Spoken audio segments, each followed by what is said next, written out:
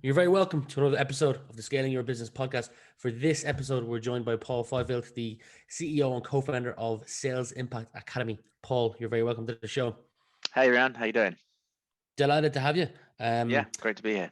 We're going to take this podcast in three stages: early influences, challenges, and pivotal moments. I've done a hmm deep dive on who you are and what you're about. So I'm interested in this conversation. But as I said, early influences. You grew up, if I'm correct, if I went off your secondary school thing, you grew up in Cambridge in the UK. I did, yeah. Excellent. I've been to Cambridge three or four times.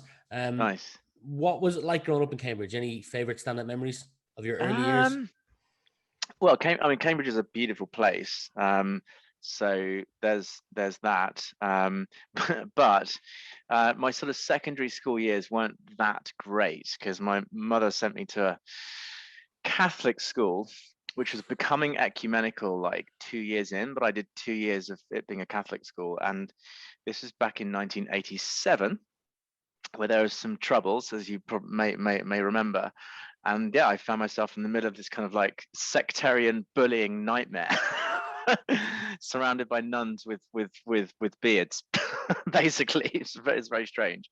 Yeah, so one of the Irish lads was like, "So what religion are you?" When I first arrived, and I said to Mum like, "Oh, what religion am I?" She's like, "Oh, you're probably Church of England, darling." And that was just the worst thing I could have ever possibly have said. Yeah, and then spent a few years understanding what it was like to be like in a situation like that in terms of the sort of like the issues that were going on at the time. So yeah, not that great in that school. And then I went to Hills Road in Cambridge, and then I sort of met my tribe, and then it was all good after that. Nice. Well, before we move on to all good things business, one of the questions I like to ask is around impact and influence. What I mean by that is usually people can point to a number of people that they can count on their hand that have had a massive impact on their early years that helped them become the person they are today. Mm. Acquaintance, teacher, although you're probably not going to say any of the nuns with beards, parents, friends. Does anyone spring to mind for you? Yeah, look, I had a couple of teachers at at the school that were great. I don't know. It's a really funny one. I can't really pinpoint any one specific wow if I hadn't met that person at that stage of my career or Mm-hmm. life. I can definitely point to one or two a lot later on, but yeah, I don't want to sound like a this is a therapy session, but I was pretty on my own, really. I think for a long time, and I was working stuff out, on my own. I was pretty marginalized at that school. So I don't know. I guess maybe in one way you could argue that that whole experience of being completely the outsider, being in a very scrappy environment, having to fight every day, almost to survive in many ways, possibly just gave me the sort of steel maybe to become an entrepreneur, which I've been doing for the last 20 years. Well, you've not done too bad for yourself. Did you spend a lot of times on computers when you were younger? No, I didn't really like computer games. Never really have. There was like the old Spectrum and the ZX81. I remember going around to a friend's house who actually had money. We had none, and he was like, "Well, look, we've got the Spectrum, and it's got all these like, it's got these sticking out keys on it, those rubbery keys." And I was like, "Wow, that's amazing." But no, not really. I was a very hard worker. I was kind of like, decent academically. So I just put my head into my studies and did Why pretty well as a result. why computer science? Well, I went to A-level college, did pretty well there. A bit of a smorgasbord of subjects. I did maths and physics and media studies and performing arts. um, Jeez. I didn't know what the hell I wanted to do. Ended up applying to Keele University, which was the worst mistake of my life.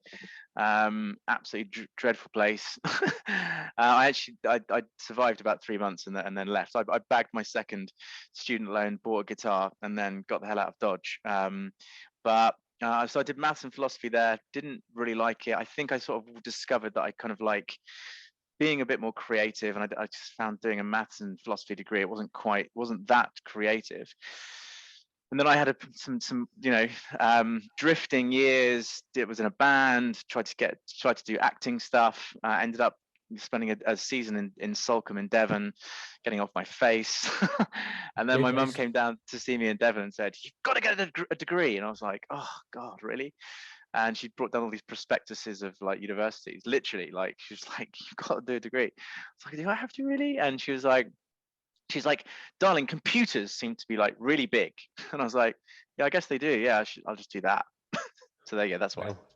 Fair enough. Well, let's get into business. Let's rewind the clock to 2002. You founded Gorilla, referencing your Yeah. mom, actually, a £10,000 loan from your mom, Yeah. video production company. I'm reading from a screen here. You grew that company to over 5 million in annual revenues. Yeah. This company was behind one of the highest rated shows ever on Channel 5. Google Boris Johnson, probably rugby tackle, and it will come up. Yeah. With that being your first business, what lessons did you learn from that? Things you didn't expect to encounter before you started the Yeah. business that you stand with you today? Well, I learned a lot from that actually. I should say as well, I didn't actually finish my my degree, much to the annoyance of my mum. In the third year, just to sort of link it all up, um, all my fellow geeks in the computer science degree, and I was doing pretty well, right? I was actually on track for a first, which blew my mind because I'd literally hardly ever even turned a computer on before actually doing this computer science degree. But it was a pretty shit university, not North London University. It's yeah, not elite, let's say. And all my geeky friends, all my geeky colleagues in my classes were like, "Yeah, we're going to do a year in industry. You're going to go to like, Oracle and Microsoft." And I was like, "Oh, that sounds disgusting." And I remember going to the lady who was doing, the placements, and I was like, "This might be a really weird question, but like, there's no chance you can actually start your own company, is there?" And she was like, "Oh, actually, yeah, you can. No one ever asks, but yeah, you can actually start your own company." So that's literally what I did. So in my third year, I started a company. Terrible. It was like a web design company. Took two people from my course, realized that they were absolutely rubbish at coding, and it was a disaster. But that's actually at the beginning of my entrepreneurial career. So I actually still need to go back and finish my finish my last year. And then I ended up actually just before Gorilla, co-founding a company called Street TV. It was terrible. I'd met the head of Premier Model Management, which was like Naomi Campbell and Claudia Schiffer's modeling agency. And it was literally right at the beginning of the internet, like 1999. And this guy was like, "Paul, like you know computers, make me a web map." And so I literally in like, Word 97 drew this really ridiculous web map, like, modeling, fashion. I literally just made random menus on a doc, gave it to him, and he went and raised £250,000. I was Wow. like, "What?" Because everything was mental back then, and I ended up Yeah. running that for a while and trying to build that. And I always saw the internet as a broadcast medium, right? Always. So we built a capability in-house to do video, despite everyone being on dial-up at the time. And then basically that didn't work, and we spun that out, and that's what started Gorilla, the production company. And we did a lot of online. We did a lot of innovation of online, short form content right back in like 2002 for like, fairly big brands, and publishers like EMAP. So that was the linking story. I just thought you might like that. Yeah, no, definitely. Lessons Lessons from that. lessons learned. Hey, wow.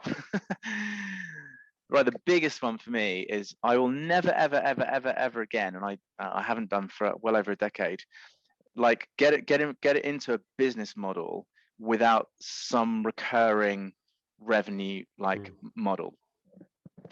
Like production, low margin, no consistency of work. Agencies are the same. Very low margin, all about the people. Very, very hard to scale. In fact, it's almost impossible to scale. Those business models are so brutal, and I doff my cap to people who survive working in those kinds of business models for years and years and years. I will just never do it again. I mean, to be absolutely honest with you, like, I'm feel confident enough talking about this now, and I perhaps should have said this before. We built that company to about, we had about 40 people, about 5 million in revenue. We branched out into doing TV, and and we did adverts, we did everything, like corporate videos, short form videos on the internet. We grew too big. Our overheads were too big. We didn't have consistent regular revenue. Like we all kept having to win work. And what you're doing in a business model like that is you're basically increase the bigger you get, the more risk you're baking into your life and your business. And we didn't see that. I never thought I'd go bust. I was like, what? No way. I'm not going to go bust. Who goes bust? What idiot goes bust? And we went bust. We literally, I think we launched a new website thinking it was going to be absolutely transformational, and the phone stopped ringing. It was the weirdest thing.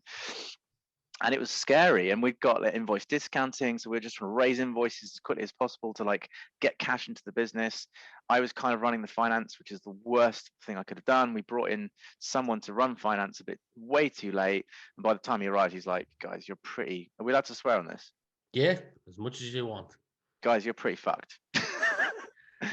And then I had the experience of going through administration and having to literally say in front of a room of people like, hey, on a Friday afternoon, like, I'm really, really sorry. There's no company to come back to on Monday morning. And it was like brutal, fucking Jeez. brutal.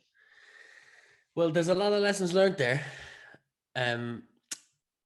You became part of an organization called a Born Group. Yeah, it's called FMG back then. So we were kind of like scooped up by this kind of guy called Simon Berg at the then called Fresh Media Group. And, you know, it was, you know, bless him, you know, he sort of just, I was trying to sell this shit business to him. The output, the product was great. We made great stuff, right? But it was just like revenue. I say, yeah, just the finances were complete balls up, and the management of it was a complete balls up. And I was just so early on in my career. So yeah, he scooped us up. So we just went and worked there, and most of the customers came along, and we just started again there, and you know, then built an in-house digital and video production capability within this agency group. And that was the beginning of the next stage of the journey, which was the beginning, which was where things started to get really, really quite exciting. More evidence again that you're definitely entrepreneurial by nature. But at the end of that journey with that group, you finished up as the executive vice president of sales for North America. The question I have is, you stated that you're responsible for hiring, training, and management of one of the things you're responsible for is the enterprise sales team. I know from reports by the likes of Harvard that the cost of a bad hire can be 5 times the annual salary if you make it with like missed opportunities accounted for and everything. So when it comes to hiring, you can take from that company or current companies. Do you have a process? Is it gut feel? Do you do psychometric testing? What is it for you? Well, I'll come back to that question in a second. Just to sort of link the narrative. So we then the financial crisis hit, and it was a big company, 250 people, a lot of production work for like magazines and all that kind of stuff. And we were like the sort of new digital agency piece of it. So we went through another like almost near-death experience, and we built a big team out in India. We were shipping out work out to India, which is much more high margin, and we managed to just somehow navigate through the crisis. And eventually, we ended up building up a 200-person team in India, and then we got approached by an Indian private equity company who wanted to buy the group. We just fit their I won't go into why it worked, but it's just too long and boring story. But it just fit their profile. So we went through an acquisition. We sold the group to an Indian private equity firm for about 15 million quid. But part of that, Simon had created this thing called Seros, which is like a page-turning digital magazine thing, and brands were using it, and we did some massive deals. We did like £1 million a year deal with $1 million, I think, with Sears, and we created this mad interactive like baby catalog and all this kind of mad stuff. It was great. And I said literally at the time, and I'd obviously been in yet another agency model, literally fighting for work the whole time, literally just having to feed the machine. And I'm just like, I'm done with this business model, right? And I was watching Salesforce like just grow and emerge, and I bought Behind the Cloud. This is like 2009, 2010, and I'm like, we got to turn Seros into a SaaS business. The multiples on the SaaS business are like, back then it was like mad. It was like 6 and 7 and 8, and now we see like the really fast growth. You can get like 50 and 60 times your revenue. I'm like, I want to work in a business where the multiple is more like 8 to 10 rather than 1, because we just sold this agency at 1 times revenue to this private equity group. I'm like, I'm going to bust my ass, right? It's like working. That's the truism. Now, do I want to bust my ass in a 1x valuation business or a 10x valuation business? I'm like, well, I'm going to do the 10x, obviously. And that was literally the thought process. And when we did when this acquisition happened, I managed to convince them to let us spin Seros out, turn it into a SaaS company, because it was really not really a SaaS company. We were using it to create production revenue by building these kind of like interactive magazines. And we created and we spun Seros off, and I became the CEO of Seros. Very long story short, we then raised some capital from Greycroft, and we all moved to New York, and we rebuilt Seros from the ground up to be, what it is today, which is now a $600 million value business, doing over 40 million in annual recurring revenue. And last year, a private equity firm bought half of it for a very sort of substantial sum. And yeah, I was there, suddenly found myself in New York now, head of sales, CRO, effectively, of a venture-backed tech company, which is exactly where I wanted to be. But boy, was it scary, because I really didn't know what the fuck I was doing. On hiring, look, I mean, I could do a whole hour on basically how you hire. One of the, I'll just be really sort of brief. One of the things that you've absolutely, in my view, got to do for any role you hire, be it in sales or marketing or any part of the business, you have to, within the hiring process, do a couple of key things. Set up a test. Like, what is that person going to go and do? If they're going to go and be, if they in-house counsel, set them a test to analyze a contract or something. If they're going to be in sales, absolutely, run them through doing a discovery call, set up the scenario and test some of their core skills and competencies. Literally, kind of any role, it's critical to test their true skill and competency in the hiring process. Otherwise, you are absolutely flying blind. And the second one that I think is crucial is you absolutely make sure that you have some kind of a culture interview in a 3 to 5 step process, let's say.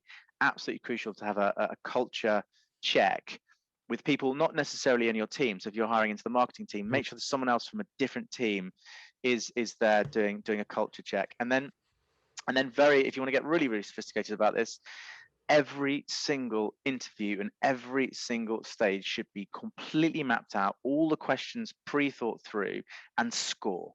And if you want to get really sophisticated, you can get into some serious data-driven hiring, and that's where you really start to win.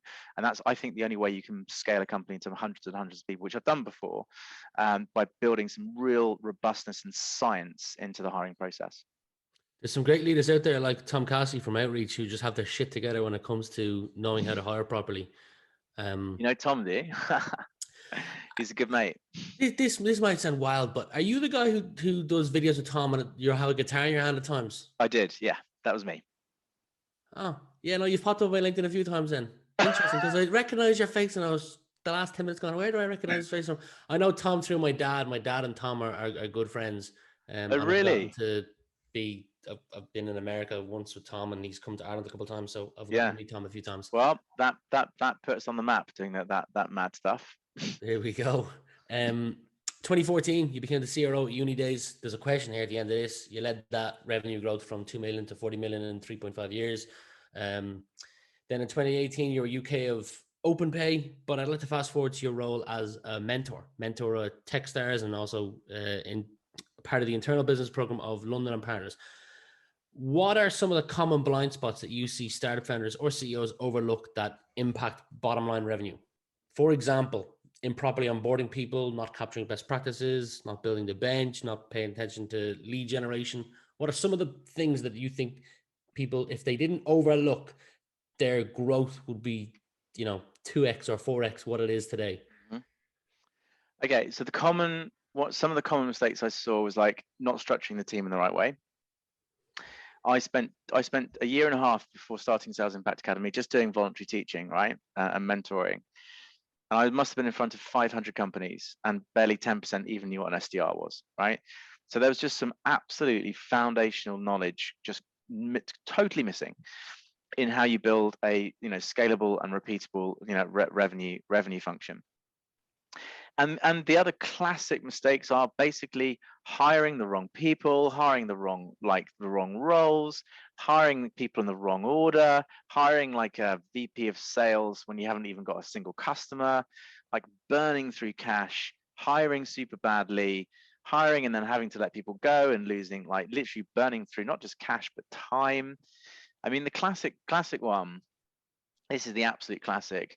I'm talking now very much about technology companies.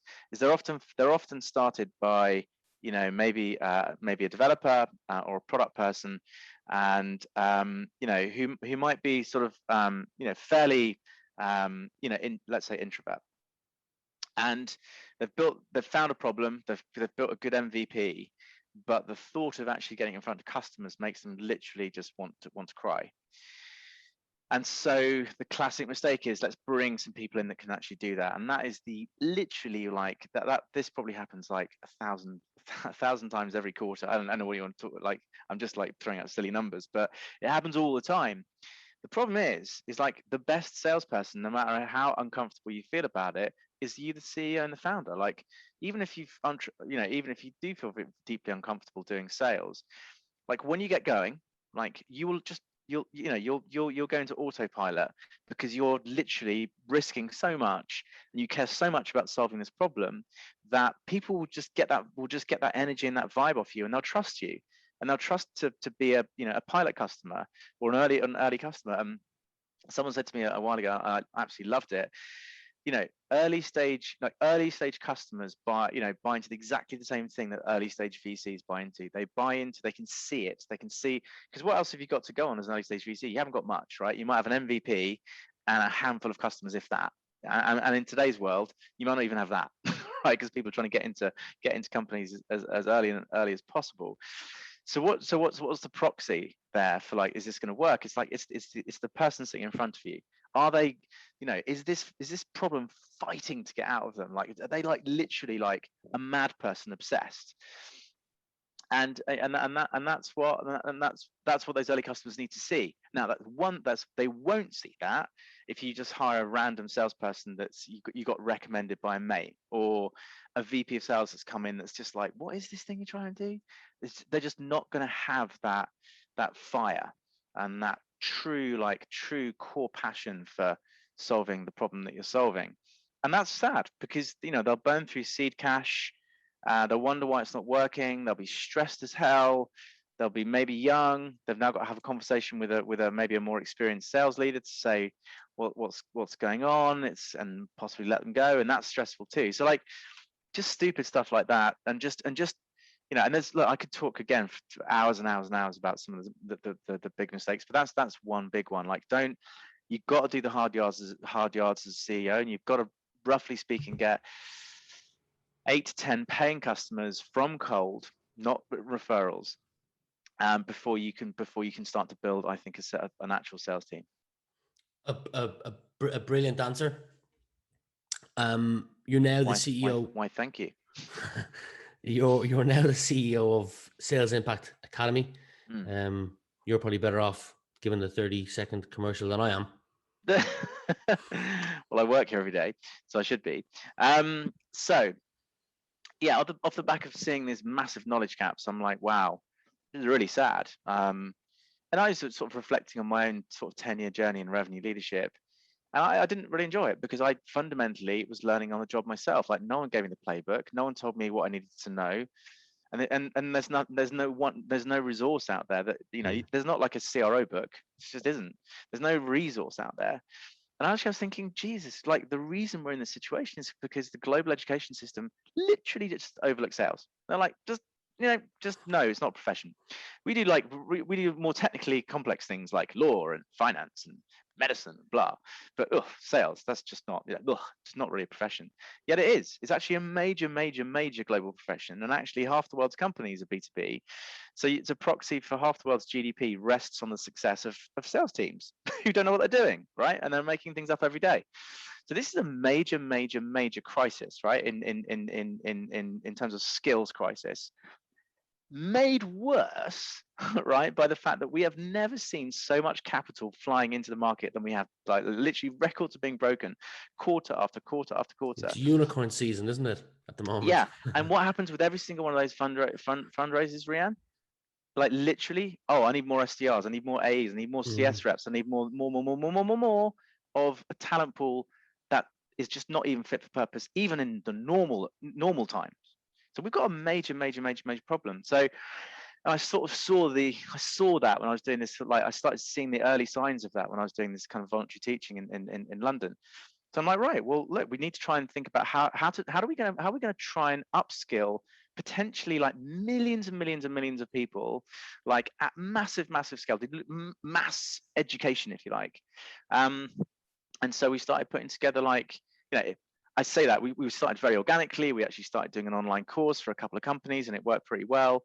And then I started realizing the scope of the problem, and it was like, right, well, we need to think about how we're going to do this at massive scale. And so that was the sort of genesis, really, of Sales Impact Academy. Like, we're creating, we have a live learning. Basically, we're building a live learning platform for go-to-market teams, and we're building curriculum for every major persona of a go-to-market team to help them to develop and understand and the skills they need to be brilliant at their job. That's basically what we're doing. I've had a quick look at it. It's amazing. I'll leave links below to it. And I say it's amazing because I've not participated in it, but the names that you've got delivering some of the live lectures, like Mark Roberge, former CRO of HubSpot, Alyssa Fink, if I got Yeah, her name correct. Again, yeah. former CRO of Tableau. There's Tableau. some phenomenal names there that are delivering those lectures. Anytime Mark's name appears, he has what I call the Tony Robbins effect. You don't even need to read the description. You just see the name and you're like, I'm going to go and attend that because I'll get one or two golden nuggets from it. Well, his venture firm, Stage 2 Capital, is also our big investor. So Mark's on my board. Well, there you go. So links below are to this to learn more about the Sales Impact Academy wherever you're listening or watching this. A couple of personal questions. One is, what's your definition of success?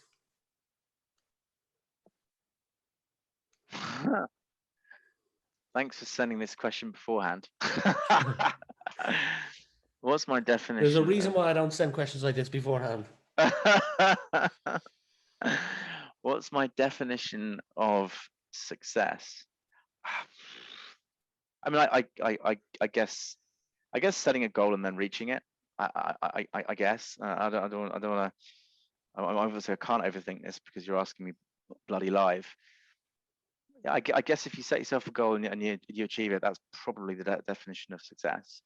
I don't think success should be determined by how well you've done relative to someone else. I think that's deeply unhealthy place to be. But I think on a just a very simplistic level, yeah, if you set a goal and you achieve the goal, you've succeeded. What's your favorite aspect as a founder and CEO? Unquestionably, my favorite aspect of being the CEO and co-founder with Alex, but I do have the biggest influence on the company, like just the CEO just always does. I love the fact that I absolutely can completely and utterly set the tone and control and protect the culture. No one else in the business can do it like I can. I'm overseeing the entire organization, and I love the fact that I can set that tone. I almost see myself as like the chief culture officer as much as anything else. And I've got a silly sort of metric for this. Is like, if you think about frontline person, their influence on the organization is probably like 1x. Your manager's 10x. Your VP's like 50x. Your C-suite's like 100x. Co-founders like 300x. The CEO's way out there, 1000x. 1000x. Like, everybody takes culture cues, and I'm not saying that from like I'm so important. I've observed it, right?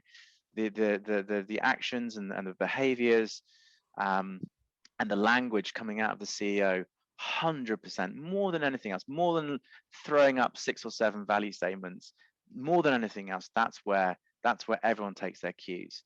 And I love that, because one of the things I'm most proud of at Sales Impact Academy is that we have just an epic culture, because we treat people really kindly, really fairly. We're massively transparent. I do a weekly email to the entire company and our investors, and like literally everybody in the company knows pretty much as I do in terms of what's going on, and I That's love nice. that. I love it, and that is, and people, I regularly get messages like from people, and even just this week. I won't tell you who the name of this kind of person is, but she said, I was walking to the tube last night and just had a thought. I'm actually really happy you're a part of that. So just wanted to say thank you. Wow, I get a lot of that that's pretty all cool. the time. Yeah. When it comes to acquiring net new logos, um, I can imagine one of the most popular ways would be, and I don't know if this is for you because Sales Impact Academy is not half a decade or a decade old, but clients that, let's say, for example, you've got Tom at Outreach, he leaves and moves to Gong. Him bringing you the Sales Impact Academy to Gong, I imagine that will play a big part in the future of net new logos for Sales Impact Academy as one AE gets promoted and he's a Mm-hmm. CEO at a new company and he brings in Sales Impact Academy. Yeah. But current to current data, I don't know, you're 18 months or 2 years in business. How do you acquire net new logos? What are kind of the top 2 to 3 avenues? Mm. Um, Outbound. Well, in terms of top of funnel, outbound, pure outbound from SDRs, marketing driven through a lot of events and doing silly things on LinkedIn with guitars, and partnerships is huge for us. We've got some great partnership programs. We're just about to kick one off literally this week with AWS. Wow. We've got partner programs with Outreach and like about 50, but literally 50 companies. One brilliant one we do is called the Gift of Learning, where a company literally promotes a free course to all of their customers, and they just literally send them to a landing page. They all sign up, and they've got access to that one course. Like I said, it's called the Gift of Learning. We did that with Outreach, and Sam Nelson had 1,200 people in his class. It was wild. Wow. Yeah. So yeah, those are the three top of funnel drivers. Interesting. 2 more questions for you. If you had the final decision on adding one mandatory subject to the secondary school curriculum that's not currently on it, so not like English or maths or history or geography, what would it be and why? I was about to say Irish and I forgot that you're from England. I don't get me started on this topic. Basically, is what I'd suggest. I think that now I'm 45, been around the block, seen the world a bit now. I just think that the curriculum of school versus real life is there's just a shocking gulf, right? Mm-hmm. So fundamental. There's two things if I'm allowed two. Yeah, sure. But I'd like to have a lot more than this. Well, we've got an obesity problem, right? There's lots of problems at the moment in the world, and obesity seems to have fallen off the